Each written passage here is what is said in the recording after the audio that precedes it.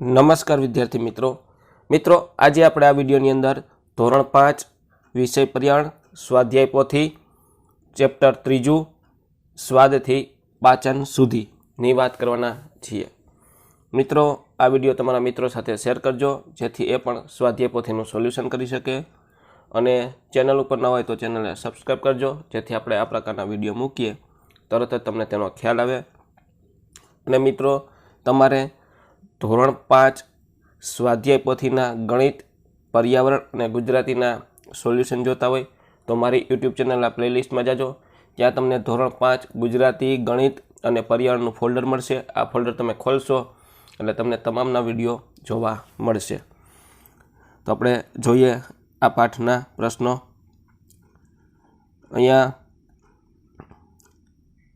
આપણને પહેલો આપ્યો છે પ્રશ્ન, નીચે આપેલ વિવિધ પદાર્થોનું સ્વાદ મુજબ વર્ગીકરણ કરો।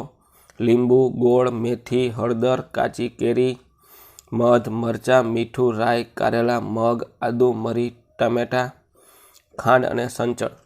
તો ગળ્યા પદાર્થમાં કયો આવશે? ગોળ, મધ અને ખાંડ। ખારામાં મીઠું અને સંચળ। ખાટો લીંબુ, કાચી કેરી અને ટામેટા। તીખામાં મરચું, આદુ અને મરી। તુરો, હળદર, રાઈ અને મગ। કડવો મેથી, કારેલા ને કોઠીમડા। તો આ રીતના વર્ગીકરણ કરવાનું થશે। ત્યાર પછી પ્રશ્ન બીજો, નીચેના પ્રશ્નોના જવાબ લખો। તમને ભૂખ લાગે ત્યારે તમે કેવું અનુભવો છો? તો માથું દુખે, ગુસ્સો આવે અને નબળાઈ લાગે। તમને શું શું ખાવું ગમે છે?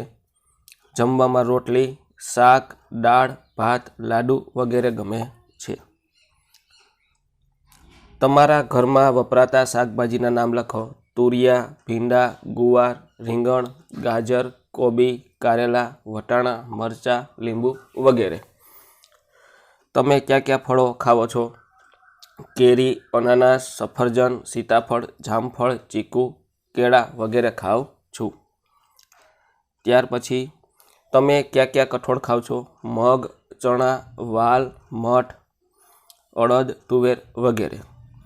તમે કયા કયા પ્રકારના અનાજ ખાવ છો? તો ઘઉં, બાજરો, મકાઈ, જુવાર વગેરે અનાજ ખાઈએ છીએ। તમારા ઘરમાં વિવિધ અનાજ કઠોળ કઈ કઈ રીતે વપરાય છે? ઉદાહરણ મુજબ લખો। તો કે ઘઉં, બાજરી, મકાઈ દળીને। તો અહીં આપણે ડાંગર એટલે કે ચોખા બાફીને, જુવાર દળીને, મગ બાફીને અને ચણા બાફીને લઈએ છીએ। આપણને શક્તિ મળે તે માટે કયા કયા ખોરાક ખાવા જોઈએ? તો અનાજ, કઠોળ, શાકભાજી અને ફળો ખાવા જોઈએ। લીલા શાકભાજી અને ફળો ખાવાથી શું ફાયદો થાય છે? તેમાંથી પ્રોટીન અને ફાઇબર મળે છે જે શરીરને નિરોગી રાખે છે। શરીરના વિકાસ માટે કયા કયા ખોરાક ખાવા જોઈએ? દૂધ, શાકભાજી, કઠોળ, ફળ અને અનાજ લેવા જોઈએ। નીચે આપેલ પાચન તંત્રના વિવિધ અવયવોના નામ નિર્દેશ કરો। તો અહીં આપણે જે નામ આપ્યા છે એ રોમાયરો છે એની સામે નામ લખવાના છે। તો પહેલો રોમાયરામાં મુખ, બીજામાં અન્નળી, અહીંયા ત્રીજામાં યકૃત, અહીંયા મોટું આંતરડું, આ નાનું આંતરડું। આ રીતના તમારે નામ આપવાના છે। તો આ મુજબ તમે તમારી સ્વાધ્યાય પોથીમાં તમે નામ લખવાના। ત્યાર પછી પ્રશ્ન 4, કોઈ એવા અનાજ કે ફળના નામ લખો જેનો તમે ઉપયોગ કરતા હો, તમારા ગામ, શહેર કે વિસ્તારમાં તે ઉગાડવામાં આવતું ન હોય। તો આપણે એવા ફળનો ઉપયોગ કરીએ છીએ આપણા વિસ્તારમાં ઉગતા ન હોય એવા સ્ટ્રોબેરી, ડ્રેગન ફ્રૂટ, ચેરી, સફરજન ને નાળિયેર। ત્યાર પછી પ્રશ્ન 5, તમારા ઘરમાં રસોડામાં કયા કયા મસાલાનો ઉપયોગ રસોઈ બનાવવામાં કરવાનો છે તેની યાદી બનાવો। તો અજમા, આદુ, તજ, હળદર, ચટણી, તીખા, મેથી, રાઈ અને હિંગ। ત્યાર પછી પ્રશ્ન 6, નીચે આપેલા કોષ્ટકમાં રસોડાના વિવિધ પદાર્થોની યાદી બનાવી ઉદાહરણ પ્રમાણે વિગત ભરો।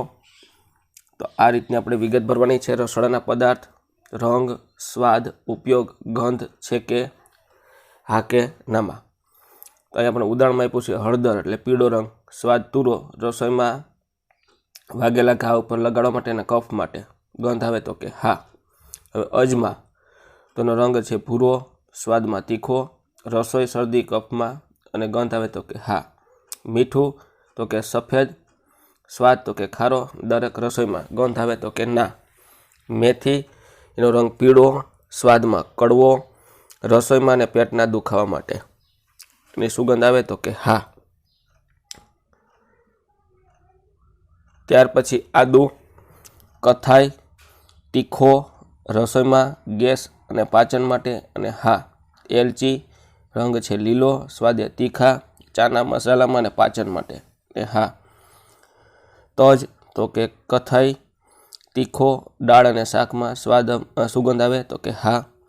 લવિંગ કાળો અને એનો સ્વાદ તીખો, શરદી ઉધરસ અને મસાલા તરીકે ગંધ આવશે તો કે હા. બાદિયા કાળો રંગ, સ્વાદમાં તીખો, દાળ શાકમાં ને ગંધ આવે તો કે હા. ત્યાર પછી પ્રશ્ન 7 આવે છે, જીભના વિવિધ સ્વાદ કેન્દ્રોના સ્થાન શિક્ષક પાસેથી માહિતી મેળવી ખાલી જગ્યામાં લખો. તો અહીંયા જે એરો માર્યો છે એ ભાગમાં આપણને કડવો સ્વાદ આવે છે. બીજો ભાગ છે અહીંયા કિનારી પરનો એમાં ખાટો, પછી આગળ છે એમાં તુરો અને જે ગળ્યો, વચ્ચેના ભાગમાં તુરો, પછી આ સાઈડમાં ગળ્યો અને ખારો. તો આ મુજબ જે આપણને એરા માર્યા છે એ ભાગ લખવાના છે. તો મિત્રો આ તો આપણું ધોરણ 5 વિષય પર્યાવરણ સ્વાધ્યાય પોથીનું સોલ્યુશન. મિત્રો ચેનલ ઉપર ન હોય તો ચેનલને સબસ્ક્રાઈબ કરજો અને આ વિડીયો તમારા મિત્રો સાથે શેર કરજો.